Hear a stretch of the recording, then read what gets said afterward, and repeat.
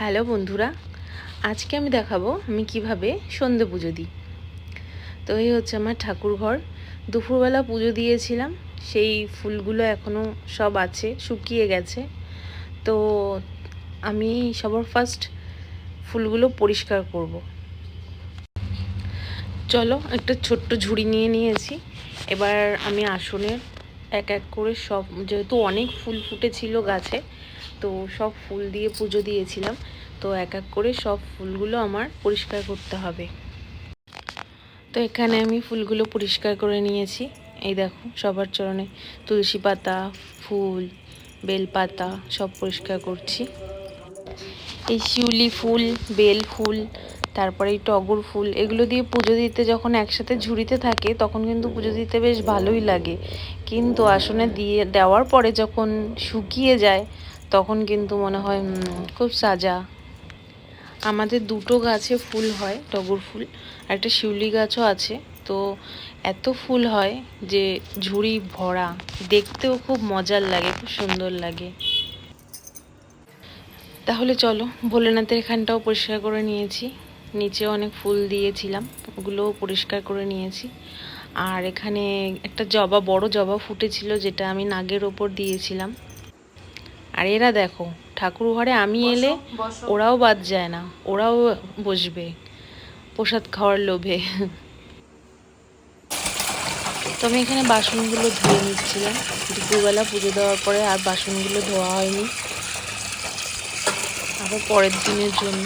রাতে তো শুধু দুটো থালা গ্লাসেই দেওয়া হয়, আর সব বাসনগুলো আমি ধুয়ে রেখে দিই যাতে পরের দিন দুপুরবেলা আমার একটু তাড়াতাড়ি সুবিধা হয়। মাঝে মধ্যে যখন মন চায় তখন দুপুরের পুজোটা দিয়েই আমি বাসনগুলো সব ধুয়ে ফেলি, কিন্তু আবার মাঝে মধ্যে আর করতে ইচ্ছাই করে না, তখন আবার সন্ধেবেলা করি। এখানে আমি ধূপ আর দীপ জ্বালিয়ে নিলাম। পেতলের ঠাকুর থাকলে কিন্তু, কালো হয়ে গেলে কিন্তু একদম ভালো লাগে না ঠাকুরের আসনে দেখতে। তাই আমি ঠাকুরগুলো পরিষ্কার করতে বসে পড়েছিলাম আর মা লক্ষ্মীকে পরিষ্কার করছিলাম। আর ফাইনালি দেখো কত কালো ছিল, সেটা আমি আগে ক্লিপটা নিতে পারিনি। ফাইনালি খুব চকচক করছে, আর একটু করলে ভালো হতো, বাট আমার হাতে ব্যথা করছিল। আর এখানে বড় মা লক্ষ্মীটা, তারপরে ছোট মা লক্ষ্মী, আমার 4টে লক্ষ্মী, আমি গিফটেও 2টো পেয়েছিলাম। তো আর 2টো আমি কিনেছিলাম, বড়টাও আমি কিনেছি। একটা সুতির শাড়ি পরিয়েছি মাকে। আর এটা হচ্ছে আমার সবথেকে বড় লক্ষ্মী, যেটা আমি কুমোরটুলি থেকে প্রতি বছর নিয়ে আসি, আমার ভীষণ পছন্দের কুমোরটুলির ঠাকুর। আর এখানে মাকে আমি একটা ছাপার শাড়ি পরিয়েছিলাম, খুব সুন্দর লাগছে দেখতে। আর এখানে আমি আরতি করার জন্য ধূপকাঠি ধরিয়ে নিয়েছিলাম। তোমরাও কিন্তু দেখতে পারো, কুমোরটুলির ঠাকুর, লক্ষ্মী ঠাকুর কিন্তু খুব বড্ড সুন্দর হয়। যেমন ছোট বড়, ছোট্ট ঠাকুরগুলো আরও বেশি কিউট লাগে, ছোট বড় সব ঠাকুরই ভালো লাগে। আমার তো কুমোরটুলির ঠাকুর ভীষণ পছন্দের। তোমরা কমেন্টে জানিও তোমরা কে কে কুমোরটুলি থেকে ঠাকুর নিয়ে আসো। আর এখানে আমি রাতে গোপালকে আর গুরুদেবকে দেওয়ার জন্য, বাটা দেওয়ার জন্য প্রস্তুত করছিলাম। বাটাতে তুলসী পাতা দিয়ে গুরুদেবকে দেব আর গোপালকে দেব রাতে শয়নের জন্য। তোমরাও জানিও যে তোমরা গোপালকে কি কি দাও। আমি কিন্তু কাজু, খেজুর, আমসত্ত্ব, লাড্ডু, নাড়ু অনেক কিছুই দিই। তোমরাও জানিও যে রাতে বা ব্রেকফাস্টে কি দাও। আমি এখানে আরতি করছিলাম ঠাকুরের, আর পেছনে দেখো ওই পুচকুটা ঘুরঘুর করছে। তোমরা জানিও আমার যদি কোনো ভুলচুক হয়, তো তোমরা আমাকে কমেন্ট করে জানিও যে যদি কোনো আমার ভুল হয়। আমি কিন্তু খুব একটা ভালো উলু দিতে পারি না, তবে চেষ্টা করি যাতে ভালো হওয়ার। তাতে কি আছে, সবাই তো সবটা পারে না, তবুও চেষ্টা করতে দোষ কি আছে, তাই না?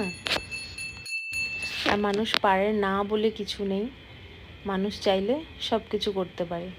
তো চেষ্টা করার কোনো ক্ষতি নেই, তাই তো?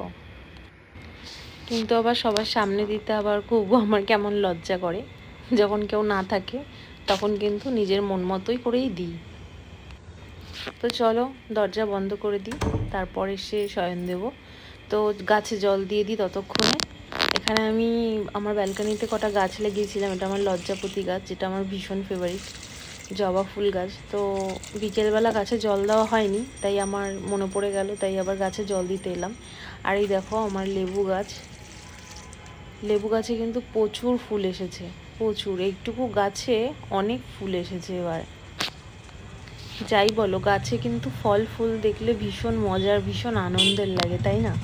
যারা গাছ প্রেমী তারা ঠিক বলতে পারবে ঠিক কতটা মজা লাগে গাছে ফল ধরলে বা ফুল ধরলে। এখানে বেলফুল দিয়েছি, বেলফুল গাছে জল দিয়েছিলাম। বেলফুলটা কিনেছিলাম জানেন, কিন্তু ঠিক মতো ফুলই হয় না, খুব কম। এখন দেখি একটা দুটো ফুটছে, গাছগুলোই কেমন শুধু বেড়েই চলছে। তাও আমি কেটে দিয়েছি, কিন্তু গাছগুলো কেমন বেড়েই চলছে। তাহলে যাই ঠাকুর ঘরে, ঠাকুরের দরজা খুলে এবার ঠাকুরের বাটা নামিয়ে আমি গোপালকে শয়ন দেব। গোপালের বিছানাটা ঠিক করে ফেলি, গোপালকে তো শয়ন দিতে হবে, মশারি তো টানাতে হবে, নাহলে তো মশা কামড়াবে, তাই না? আমার দুজন গোপাল একসাথে ঘুমায়, তাই দুটো বালিশ দিতে হয়, আবার দু সাইডে দুটো গোলপালিশও দিতে হয় যাতে পড়ে না যায় রাত্রেবেলা। এই দেখো আমি ঘুম পাড়ানোর চেষ্টা করছি কোলে নিয়ে আদর করে। তোমরা জানো কারা গোপালকে ঘুম পাড়াতে গিয়ে গান করো? আমার কিন্তু ভীষণ ভালো লাগে গোপালকে ঘুম পাড়াতে। ফাইনালি আমি ঘুম পাড়িয়ে দিলাম। একদম আরাম করে ঘুমাক আমার দুটো বাচ্চা, কোলবালিশ দিয়ে গার্ড দিয়ে দিয়েছি যাতে পড়ে না যায় বা কোনো অসুবিধে না হয়। আমি এখানে ঘুম পাড়িয়ে দিয়েছি।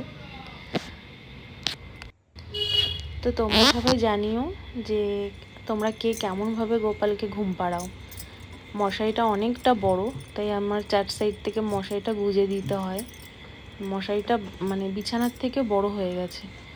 তো আমার যদি কোনো ভুল হয় তো তোমরা কমেন্ট করে জানিও। আমি ঠাকুর ঘরের লাইট অফ করে দিয়েছি, একটা লাল লাইট জ্বলে। চলো টাটা বাই বাই। যদি ভালো লাগে তো একটা লাইক করে দিও।